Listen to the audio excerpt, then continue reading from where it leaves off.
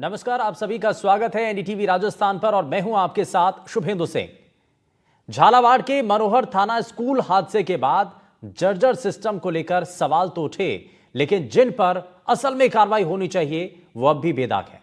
हैरानी तो इस बात की है कि सिर्फ उन पर गाज गिर रही है जो इसके सीधे सीधे जिम्मेदार हैं ही नहीं। मनोहर थाना स्कूल के टीचर को सस्पेंड कर कार्रवाई की खानापूर्ति तो हो गई, अब पाली के सिराना में एक टीचर को जर्जर स्कूल दिखाना भारी पड़ गया। दरअसल टीचर ने वीडियो बनाकर दीवारों में दरारें, टपकती छत और बच्चों की असुरक्षा की तस्वीरों को दिखाया था। और जैसे ही ये वीडियो जारी किया गया, शिक्षा विभाग ने उनकी सराहना करने की जगह उनको सस्पेंड कर दिया, साथ ही कारण बताओ नोटिस भी जारी कर दिया। अब सवाल यह है कि क्या जर्जर स्कूल के सच को सामने लाना क्या कोई गुनाह है? एक और शिक्षा मंत्री खुद कहते हैं कि जहां स्कूल जर्जर हो वहां टीचर स्कूल को बंद करने का फैसला ले सकते हैं। जब एक टीचर ने जर्जर सिस्टम को आईना दिखाने की कोशिश की, उसकी तस्वीर सामने लेकर के आया तो उस पर कार्रवाई हो जाती है। यानी जो काम अधिकारियों को करना था वो टीचर ने अगर कर दिया तो इस बात पर टीचर पर एक्शन हो गया। क्या सिर्फ टीचरों पर एक्शन होना सही है? क्या शिक्षकों को सस्पेंड करने से स्कूल के हालात ठीक हो जाएंगे? क्या इमारतें वहां पर बन जाएंगी? क्या टीचरों के अधिकार में है कि वो स्कूलों की मरम्मत करा सकते हैं? क्या ऐसे अधिकार दे रखे हैं शिक्षा विभाग ने? और इन्हीं सवालों को लेकर के आज हम चर्चा करेंगे। हमारे साथ कुछ खास मेहमान कार्यक्रम में जुड़ेंगे, उनसे जानेंगे, समझेंगे कि आखिर वजह क्या है, कारण इसके पीछे क्या है। तो ऐसे में कई सवाल हैं और लगातार उन सवालों को लेकर के हम तस्वीर भी दिखा रहे हैं, लेकिन इस पर जो है क्या कार्रवाई की गई, एक शिक्षक को जो उनके ऊपर कार्रवाई कर दी जाती है, इस पर क्या पूरा मामला है, जरा वो आपको दिखाते हैं। ये बिल्कुल विभाग ने गलत किया है। टीचर्स लगातार जो इस तरह के स्कूलों की स्थिति है उसके बारे में संस्था प्रधान और शिक्षक प्रशासन को बताते रहे, लेकिन कहीं कोई सुनवाई नहीं हो रही है और यही कारण है कि इतनी बड़ी दुर्घटनाएं हो गई। हमारे बहुत मासूम बच्चे आप जानते हो उसमें मारे गए हैं और ये खतरा लगातार बना हुआ। इस बार ज़्यादा बरसात है तो खतरा और ज़्यादा बढ़ गया है। ऐसी स्थिति में ध्यान आकर्षित करने का और कोई तरीका हमारे पास है नहीं और इसलिए ये ज़रूरी था कि समाज के बीच में चीज़ों को लेकर के जाया जाए। सबके लिए हमारे लिए खतरा है और इसलिए हम सरकार से ये कह रहे हैं कि आप इस तरह की कार्रवाई करके हमारी जबान बंद नहीं करा सकते। ये तरीका ठीक नहीं है और ये अगर सरकार करती है तो हम बिल्कुल सरकार से कहना चाहते हैं कि 5 अगस्त को पूरे राजस्थान में हर ब्लॉक पे टीचर इकट्ठा होकर के बोलेगा, सरकार की आलोचना करेगा। हमारी मांग रहेगी कि ये जो कार्रवाई है, जो डराने की कार्रवाई है, ये बंद की जाए। तो ये डराने की कार्रवाई है या असल में कार्रवाई की गई है? और क्या शिक्षक पर कार्रवाई करने से खानापूर्ति हो जाएगी? क्या वो स्कूल के हालात ठीक हो जाएंगे? और सवाल ये है कि जब स्कूलों की जर्जर स्थिति को लेकर के अगर जो शिक्षक है, जो टीचर हैं, वो चिट्ठी लिखते रहते हैं, थक जाते हैं, उस पर भी कोई कार्रवाई नहीं होती है, और जब उनकी सुनवाई नहीं होती है, अगर उसके बारे में कोई वीडियो बना करके अपने अधिकारियों को बताता है कि उस स्कूल के हालात कैसे हैं, तो उस स्कूल को ठीक करने के बजाय उस टीचर के ऊपर कार्रवाई कर दी जाती है, उसको सस्पेंड कर दिया जाता है। क्या ये ठीक है? इसी पर हम चर्चा करेंगे और सबसे पहले आज के खास मेहमानों से आपको मिलवा देते हैं। हमारे साथ पूर्व शिक्षा अधिकारी प्रेमपाल शर्मा जी कार्यक्रम में जुड़ गए। सर, बहुत स्वागत है आपका। हमारे साथ शिक्षक संघ से जावेद अहमद जी कार्यक्रम में हैं। जावेद जी, बहुत स्वागत है आपका। और हमारे साथ अभिभाषक संघ से प्रवक्ता अभिषेक जैन बिट्टू जी कार्यक्रम में जुड़ चुके हैं। सर, बहुत स्वागत है आपका। और साथ ही हमारे साथ शिक्षाविद प्रमोद कुमार शर्मा जी हमारे साथ कार्यक्रम में जुड़ रहे हैं। प्रमोद जी, बहुत स्वागत है आपका एनडीटीवी पर। लेकिन मैं शुरुआत सबसे पहले मैं प्रेमपाल सर आपसे ही कर रहा हूं। ये जिस तरीके के हालात बने हैं और अगर एक स्कूल के अंदर हादसा हुआ, हमने वहां पर भी देखा झालावाड़ के अंदर कि सारा ठीकरा शिक्षकों के ऊपर फोड़ दिया। ठीक है, उनकी कमी थी, उनकी गलती थी, लेकिन उसके अलावा बाकी लोग भी तो थे जो लूप में थे, क्यों नहीं उनके ऊपर कार्रवाई की गई? और क्या टीचर बहुत आसान टारगेट है कि उसके ऊपर कार्रवाई कर लीजिए, ये सबसे आसान है? शुभेंदु जी, पहले तो सैल्यूट एनडीटीवी को। पिछले 10 दिन से जब से यह हादसा हुआ है, अगर कोई देश का सच्चा नागरिक है तो वो एक बेचैनी महसूस कर सकता है। शिक्षकों को बर्खास्त करना मतलब ये। और जब पूरी रिपोर्ट आ रही है कि शिक्षक बताते थे बार बार, मैं उत्तर प्रदेश से मूल रूप से रहने वाला हूँ, पिछले दिनों ही राजस्थान आया था और सारी खबरें शिक्षा की तो कम से कम जो है मुझे बहुत आंदोलित करती हैं। अभी आपकी रिपोर्ट से कि उनको तो सस्पेंड किया, कि आज अगर किसी टीचर ने जर्जर स्कूल की तस्वीर भेज दी तो क्या हमारा पूरा तंत्र इतना अनसंवेदनशील हो चुका है? मैं यहाँ उस नौकरशाही को भी लानत भेजता हूँ जिसे शायद इसका विरोध करना चाहिए। अगर राजनीति भी ऐसा करती है तो उतना ही जिम्मेदार वो राजनीतिक कलंकी हैं कि जो इन बच्चों को मरने के लिए छोड़ रहे हैं। क्या हम अपने बच्चों को ऐसे स्कूल में भेजेंगे? ये पूरी तरह से एक सरकारी स्कूली व्यवस्था को एक बर्बाद करने की तरफ कदम है और इसकी जितनी निंदा की जाए उतना कम है। मैं खुद अपने गांव से लगातार जुड़ा हुआ हूँ। आखिर स्कूल में उनको मोटिवेट करने का क्या कारण? देखिए, अगर इसी पे देखा जाए तो शिक्षक सिर्फ बताएगा। जो इंस्पेक्टर्स होते हैं स्कूलों के लिए वो भी तो जाते हैं। क्या वे वहां सिर्फ चाय पकौड़ी खाने के लिए जाते हैं? क्या वे उन टीचर्स को धमकाने के लिए जाते हैं? शिक्षक अगर बताएगा, उनको ये जिम्मेदारी दी जाएगी तो उस पर एक्शन लेना किसका काम है? डिस्ट्रिक्ट अथॉरिटीज हैं, पीडब्ल्यूडी है, मैं तंत्र में रहा हूँ, आईएएस ऑफिसर हैं जिनके सारी क्रियाकलापों का मैं भी उसी का हिस्सा रहा हूँ। ये उनका फर्ज नहीं बनता कि स्कूलों में जाएं और उसको देखें? एक और भी बुनियादी बात, गांव के प्रधान और सरपंच को भी जो स्कूल की मरम्मत के लिए पैसा जाता है वो भी उसके भागीदार होते हैं। ये आपके पैनल के एक जमीनी हकीकत है। हाँ। उनकी जिम्मेदारी टीचर, प्रिंसिपल और गांव का प्रधान, ये बुनियादी अच्छा, मैं एक इनकी- बड़ा प्रैक्टिकल सा सवाल आपसे कर रहा हूँ प्रेमा साहब। जी। ये थोड़ा सा बताइए, क्योंकि आप सिस्टम के अंदर रहे हैं, जी। स्कूलों की स्थिति क्या है? खास करके राजस्थान के, हम शहरी इलाकों की नहीं बात कर रहे हैं, हम ग्रामीण इलाकों की बात कर रहे हैं। वहां पर स्कूलों की क्या स्थिति है? हम, क्योंकि कई तस्वीरें सामने आती हैं, जब भी बारिश का मौसम आता है वहां पर यही दिखाई देता है, और कई बार ऐसे हादसे हो चुके हैं, उसके बावजूद भी कोई सबक नहीं। तो मैं बुनियादी रूप से जैसे बताऊं कि एक स्कूल है, उनके अंदर बच्चे कम हो रहे हैं। मान लिया कम क्यों हो रहे हैं, इसकी बहस हम पहले ही कर चुके हैं। क्योंकि सरकार प्राइवेट स्कूलों को मनमर्जी छूट दे देती है। वहां पर 3 साल के बाद ही दाखिला हो जाता है, सरकारी स्कूलों के लिए 6 साल के बाद होता है। तब तक कुछ हमारे टीचर्स के पास कई तरह के काम दे रखे होते हैं। ये एक होता है। अगर उस बिल्डिंग की बात की जाए तो जैसे कि मैं अपने अनुभव के कि मैंने उस प्रधान को बार बार कि यहाँ पर ये छत टूटी हुई है, यहाँ पर पेड़ लगाइए। अगर वो गांव का प्रधान भी तो लगभग उतना ही जिम्मेदार है। अब गांव का प्रधान किस लिए होता है एक लोकतांत्रिक पद्धति में? कि वो गांव के उन बच्चों की सबकी खैर खबर रखे, उनकी पुकारे। अब यहाँ पर आता है मैं एक डीएम होने के नाते उसकी वहां पर आते, उनके लिए सभी के पास एक शिक्षा अधिकारी होते हैं, एक बीईओ होते हैं जो कुछ हर गांव के हर तहसील में होते हैं। हाँ। तहसील बटी होती है, उसमें बीईओ होते हैं, यानी कि पूरा एक पिरामिड है उसके लिए। लेकिन ये पूरा पिरामिड क्या करता है? क्योंकि सरकार की नीयत कैसे ही सरकारी स्कूलों को इतना बदनाम करने की है। अब मान लो यही रिपोर्ट है कि लगातार वो गिर जाती हैं छतें, तो कौन अपने बच्चों को वहां भेजेगा?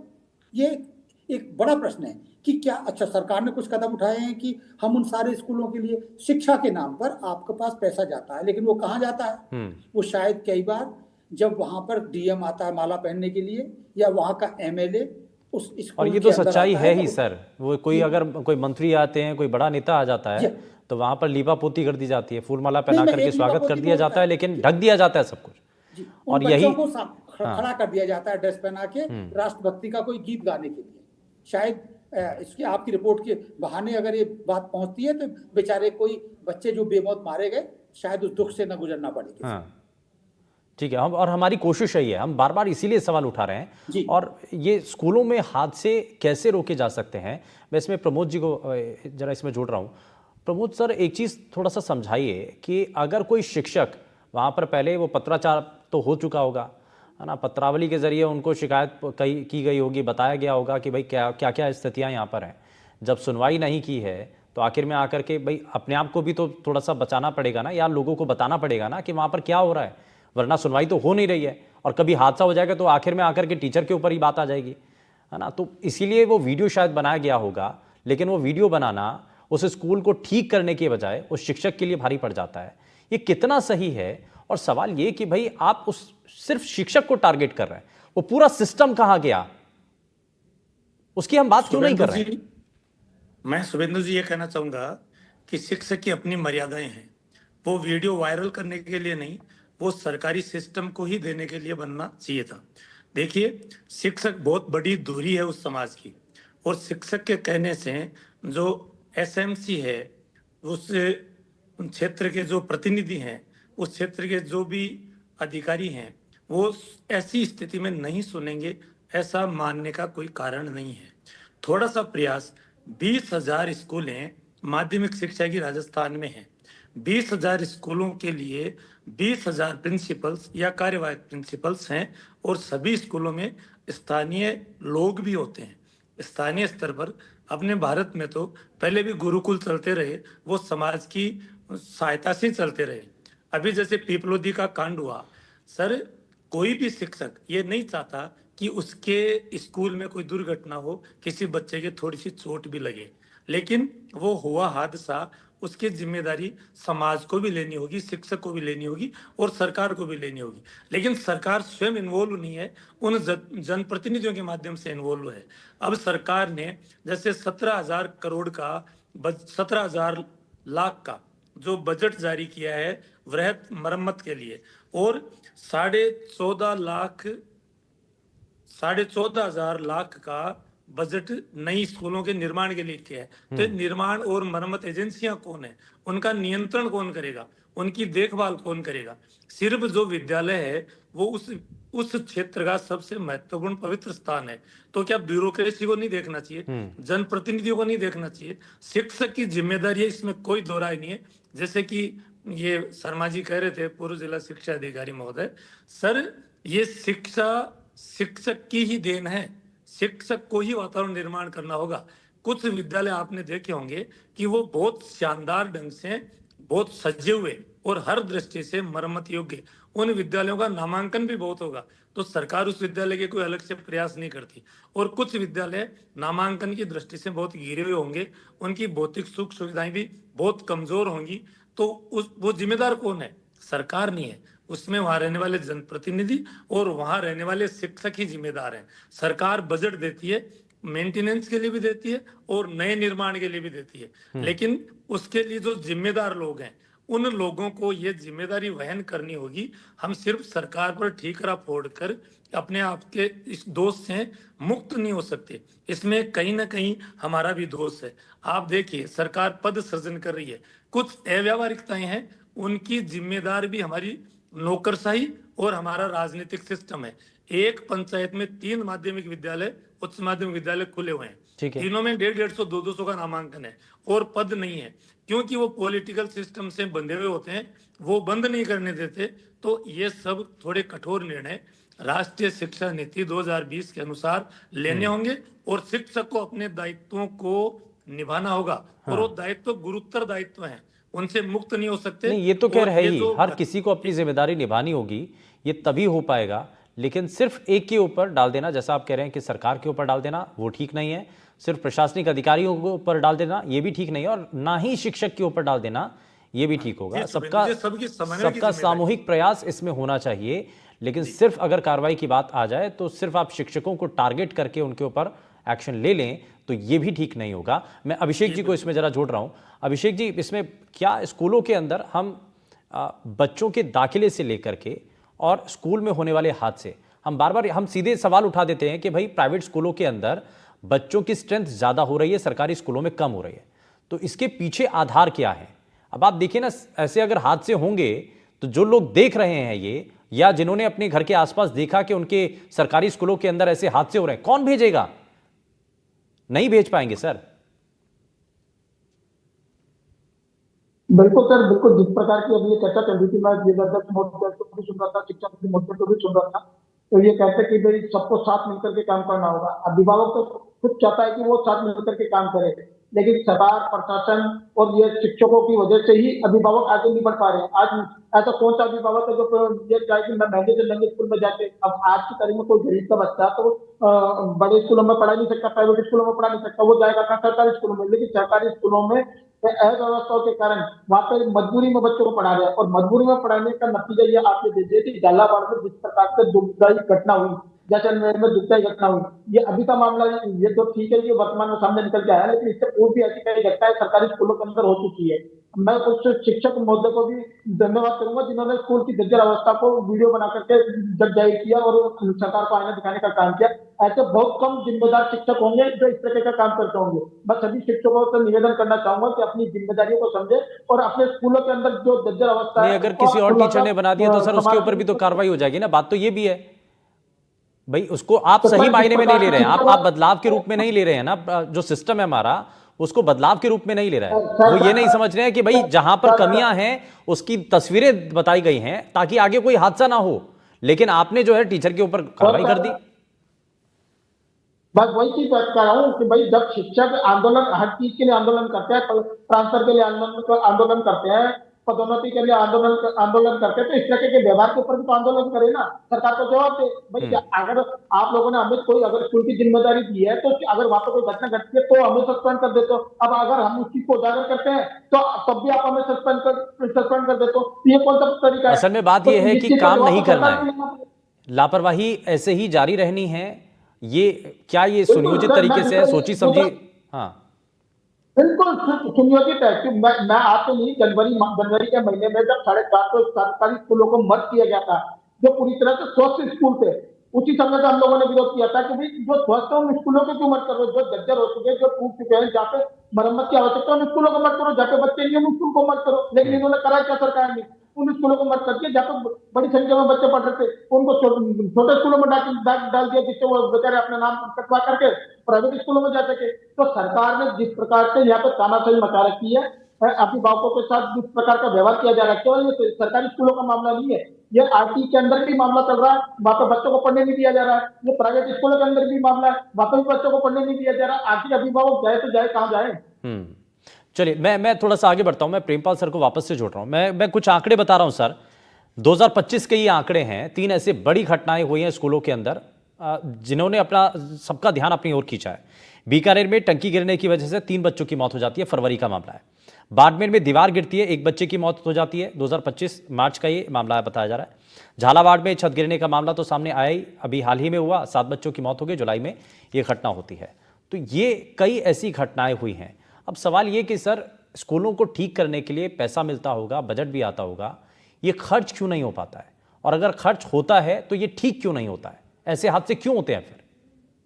और मैं आता हूं अभिषेक जी, आता हूं आपके साथ थोड़ा शांति से कुछ जवाब देना चाहता हूं जी। सबसे पहले तो प्रमोद जी को कि उसने वायरल क्यों किया। प्रमोद जी, मैं भी सिस्टम में रहा हूं, कैसे बात सुनी जाएगी? क्या मौत की कीमत पर भी वायरल होना अपराध है? उसने क्या वो वायरल इसलिए किया कि वो मेरी और आपकी तरह मीडिया में चेहरा चमकाएंगे? क्या वो वोट के लिए किया उसने? एक उन बच्चों की जिसकी आवाज आपके अपने बच्चे अगर ऐसा होता तो आप क्या करते? उसने अपना फर्ज निभाया है। और ये राजस्थान गवर्नमेंट के डिस्ट्रिक्ट मजिस्ट्रेट को, जो मेरे बहुत सारे जानने वाले भी हैं, उनको ये सुनने की जरूरत है कि वो तुरंत, चाहे वो पुराने स्कूल के टीचर्स का मामला हो या इसको हो, तुरंत उसको वापस लिया जाए। टीचर्स को मोटिवेट कीजिए। आपने दंड तुरंत दे दिया। आप राजस्थान से हैं जहां राइट टू इंफॉर्मेशन ने देश के अंदर बहुत बड़ी क्रांति की है, याद है ना आपको? अरुणा राय और उनका एफर्ट, जमीनों के कागज नहीं मिलते थे, बात उठाई, किसानों ने उठाई। आप उनको ये कह रहे हैं कि आप ऐसा नहीं कीजिए। अरे भाई, वो इसलिए कह रहा है कि कल को छत गिरे और वो सस्पेंड हो, उससे पहले आपको बताना उसका फर्ज है। क्या उसने गलत किया? अगर जर्जर है तो जर्जर है, एक बात। दूसरी बात, मैं अभिषेक जी की बात को कुछ नहीं समझ पाया, वो क्या कहना चाह रहे थे। दूसरी बात, आपने कहा कि वो समाज की जिम्मेदारी। सरकारी स्कूलों में हमारे पास इस समय सबसे गरीब वो तबका है जो मजदूरी कर रहा है, समझ गए ना? वो मुश्किल से ही स्कूल को कभी देखता है। टीचर्स को आपने मिड डे का काम दे रखा है, 20 तरह के रजिस्टर दे रखे हैं, वीकर सेक्शन, मुस्लिम सेक्शन, रजिस्टर, वर्दी, ड्रेस, और फिर जैसे ही समय आएगा चुनाव का तो चुनाव की ड्यूटी भी है। मैं उनको डिफेंड नहीं कर रहा, मुझे पता है कि उसमें एक 50% ऐसा है कि जो सरकारी नौकरी पाने के बाद एक तरह का थोड़ा सा, लेकिन ये भी प्रमोद जी और ये फैक्टर्स हैं उसको डिमोटिवेट करने के। क्योंकि कुछ रेलवे के 400 स्कूलों को कभी एक वक्त पर मैंने भी देखा है, तो क्या कभी उनको पुरस्कार दिया जाता है? कभी उनको ऐसा कि उनको ने अच्छा रिजल्ट निकला? क्या उन स्कूलों में आकर डीएम ने, एसडीएम ने, तहसीलदार ने कभी गांव के लोगों को बुलाकर, प्रधान को बुलाकर उनकी तारीफ की? नहीं किया। आपने उनको ये मान लिया है क्योंकि सबसे गरीब बच्चे, किसी भी सरकारी कर्मचारी का, मैं दिल्ली में भी रहता हूँ, फिलहाल बैंगलोर में हूँ, किसी का कोई बच्चा नहीं जाता। इसलिए शिक्षक की जिम्मेदारी अगर है तो सबसे अंतिम जिम्मेदारी है। बजट आ गया है, हमारे डीएम या हमारे एसडीएम या वो दूसरे लोग आखिर वो क्या कर रहे हैं? मैं आपकी अंतिम बात, जो टंकी वाला, मैं उत्तर प्रदेश में 5 टंकियां टूटी हैं। एक टंकी तो 15 करोड़ की बनी ही 1 साल में थी, यानी कि भ्रष्टाचार की व्यवस्था ने आपको ऐसा पंगु बना दिया कि अगर आप आवाज उठाएंगे तो आपके पास वो नहीं। मेरा कहना है टीचर भी आवाज उठाएं। अगर शिक्षा अधिकारी को ये लगता है कि कोई मुश्किल काम होगा, ये वायरस और बैक्टीरिया की खोज नहीं नहीं, है। अच्छा एक चीज तो बताइए सर, मैं ये जान रहा हूं कि बजट आता है, बजट अलॉट होता है, तो या तो बजट नहीं मिलता हो, एक बात हो, बजट मिलता भी है, पैसा खर्च भी होता है, और अगर पैसा खर्च नहीं होता है तो ये तो ऐसा होना ही है, मतलब ऐसी घटनाएं होंगी। लेकिन अगर खर्च हो रहा है तो ये ऐसी घटनाएं नहीं होनी चाहिए। ये हो क्या रहा है? बिल्कुल, मैं आपको बिल्कुल, शायद हमारे पास ये है कि हमारी पूरी विल पावर की भी कमी हो गई है। डिस्ट्रिक्ट मजिस्ट्रेट या जो भी डीएम आ रहे हैं हमारे पास इस समय, वो एक शहरी वर्ग 95% कोचिंग से हुए, जिन्हें गांव की स्थितियों का कोई एहसास ही नहीं है। वो मुश्किल से तभी गांव जाते हैं जब वो कोई एमएलए बुलाता है। मैं अपने व्यक्तिगत अनुभवों से कह रहा हूँ बात, आप समझे? तो उनकी प्रायोरिटी में वो है ही नहीं। बजट भी आया है तो शायद जो बीईओ, जो शिक्षा अधिकारी है, ये उसका फर्ज है कि अमुक जगह की, कभी वो वहां जाएगा तो उस जहां पे वो नाश्ता करके हट है, कभी उस बिल्डिंग को भी देखेगा। ये देखा जाए तो उसकी एक ड्यूटी लिस्ट में आपकी इस बहस के बाद मुझे लगता है कि अगर तभी अभी तक नहीं है तो ये उसमें शामिल करने की बात है, प्रधान की उस लिस्ट में शामिल करने की बात है कि बजट का। मैं आपको इसलिए तो कह रहा हूं कि जिस सूचना के अधिकार ने राजस्थान को ये ताकत दी, और इसलिए आवाज उठाना बहुत ज्यादा जरूरी है। प्रेमपाल जी, आपने बिल्कुल सही कहा है कि आवाज उठाना चाहिए और उठाते रहना चाहिए। अगर कहीं पर भी आपको कमी दिख रही है तो उसके लिए आपको अपनी आवाज बुलंद करनी चाहिए। अभिषेक जी इसमें कुछ जोड़ना चाह रहे थे, अभिषेक जी बताइए आप। चलिए अभिषेक जी हमारे साथ जुड़ेंगे, लेकिन उससे पहले मैं जरा प्रमोद जी को वापस से जोड़ रहा हूं। प्रमोद जी, अब इसमें आप सुझाव क्या देना चाहते हैं, कैसे ठीक हो ये सिस्टम? चलिए कमियां जो हैं वो अलग हैं, सबकी को अपनी अपनी जिम्मेदारी समझनी होगी, लेकिन सिस्टम को ठीक करने के लिए क्या करने की जरूरत है, आपकी सलाह क्या है? मैं प्रेमपाल जी की बात से पूर्णतः सहमत हूं सर, लेकिन मेरा निवेदन यह है कि शिक्षक धुरी है, शिक्षक उस गांव के लोगों को जोड़ सकता है। और मैंने ये नहीं कहा कि वायरल क्यों किया, मैंने ये निवेदन ये किया था कि वायरल उस डिपार्टमेंट में ही करना चाहिए। सरकार बजट देती है, उसकी जो खर्च करने वाली एजेंसी है उस पर भी नियंत्रण होना चाहिए कि वो डिपार्टमेंट में सुनने वाले होते तो वो पत्राचार तो पहले ही हो चुका होगा ना, तो वो तो सुनवाई हो ही नहीं रही है। मसला तो यही है। लेकिन बात यह है कि इस मामले को उठाए रखना है, और इस मामले को उठाने का मकसद यही है ताकि ऐसे हादसे रुक सकें और ऐसे शिक्षक भी सामने आए जो कमियों के बारे में बताएं और उजागर करें। ऐसा नहीं कि ये नेगेटिव वे में आप समझें। हाँ, अगस्त में आजादी के महीने में क्या हमें इतनी आजादी नहीं है कि और कुछ स्कूलों में 100-200 का बिल्कुल सर, बिल्कुल बिल्कुल जिम्मेदार तो किसी पर जाहिर तौर पर ये कई इसमें सलाह इसमें सामने आई हैं, कई सुझाव भी हैं। बहुत शुक्रिया हमारे सभी खास मेहमानों का कार्यक्रम में शामिल होने के लिए। और हमारी कोशिश यही है कि आगे कम से कम सरकारी स्कूलों के अंदर ऐसे हादसे ना हो, या किसी भी स्कूल के अंदर ऐसे हादसे ना हो, इसके लिए हमें सुनिश्चित करना होगा। यहाँ रुक रहे एक छोटे से ब्रेक के लिए, आप कहीं मत जाइएगा, बने रहिए एनडीटीवी राजस्थान के साथ। नमस्कार।